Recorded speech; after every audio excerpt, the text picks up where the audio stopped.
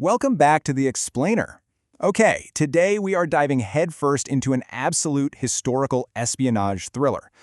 We're unpacking a slice of 19th century Egyptian history that genuinely reads a lot more like a spy novel than a dry textbook.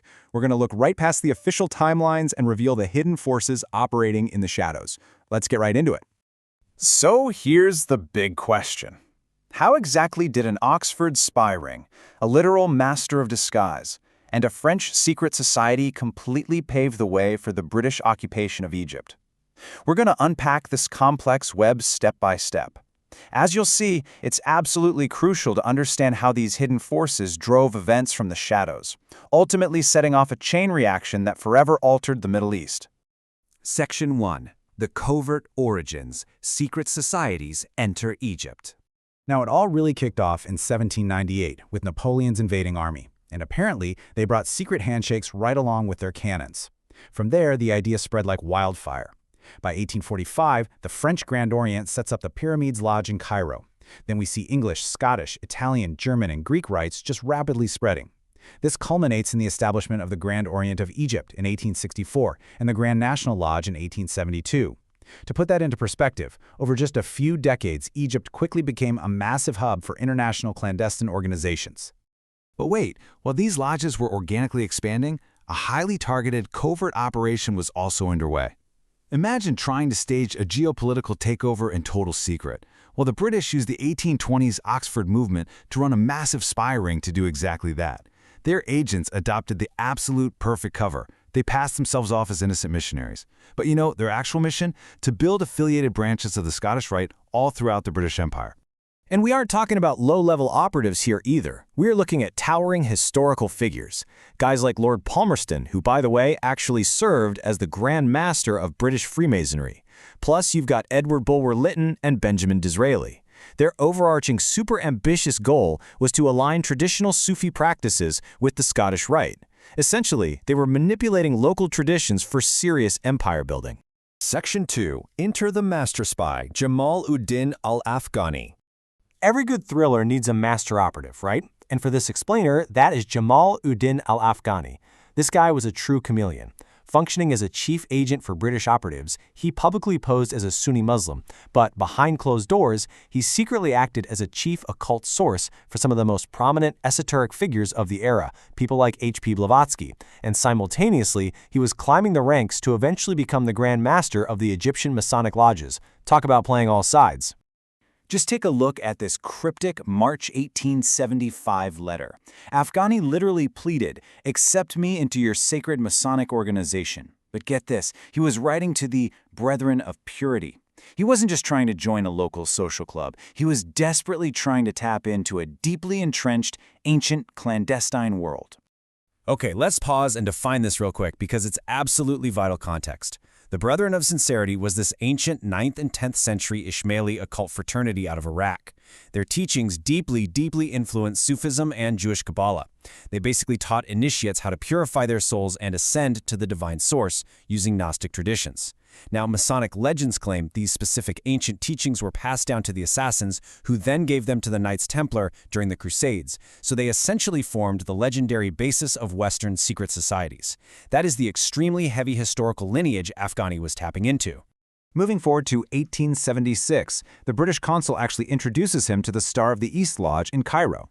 This was an Arabic-speaking lodge reserved specifically for non-Europeans. He became its Grand Master the very next year. But his tenure was abruptly cut short. He was actually expelled for his open disbelief in a supreme being.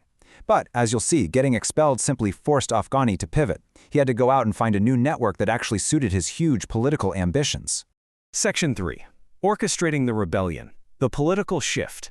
So Afghani needed a new home base, and his next choice was incredibly strategic. See, the English lodges strictly prohibited political activism, which he obviously found way too restrictive. But the French Grand Orient, well, they had recently removed the requirement for belief in a deity, which was perfect for him after that whole expulsion thing, and crucially, they allowed political agitation. So he just abandoned the English lodges entirely and founded a brand new national lodge affiliated directly with the French Grand Orient. With this new alignment, things escalated fast. Backed by this powerful French Masonic cover And interestingly, with some assistance from elements within the British embassy, Afghani completely reorganized the lodges. He became the paramount leader of Egypt's Masons, assembling this highly influential inner circle of about 300 scholars and state officials.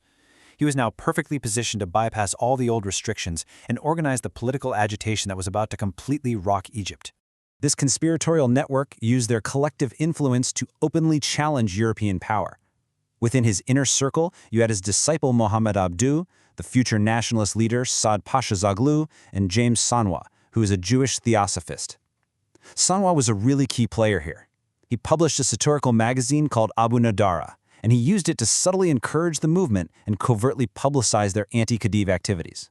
By 1879, Afghani's lodges were literally the primary gathering place for Egyptian nationalists. They directly birthed two massive organizations, the National Party and the Young Egypt Society over in Alexandria. Now, it's totally fascinating to note that the model for Young Egypt came straight from the Young Italy movement of Giuseppe Mazzini. And if we look at the historical records, Mazzini was actually an agent of the British Lord Palmerston. The threads of influence here are just unbelievably tangled. So, you might be wondering, who was actually in the ranks of this nationalist Young Egypt Society? I mean, you would naturally expect a nationalist group to be filled almost entirely with native locals, right? But the historical sources present a really surprising contrast.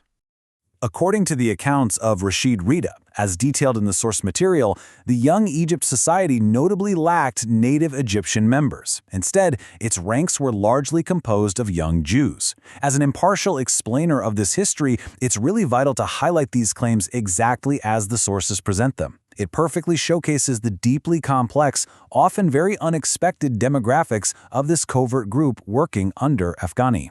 Section 4. The British Endgame. The Urabi Revolt. All of Afghani's massive multi-lodge operations, the political agitation, the satirical magazines, it all finally erupted into a full-scale national rebellion.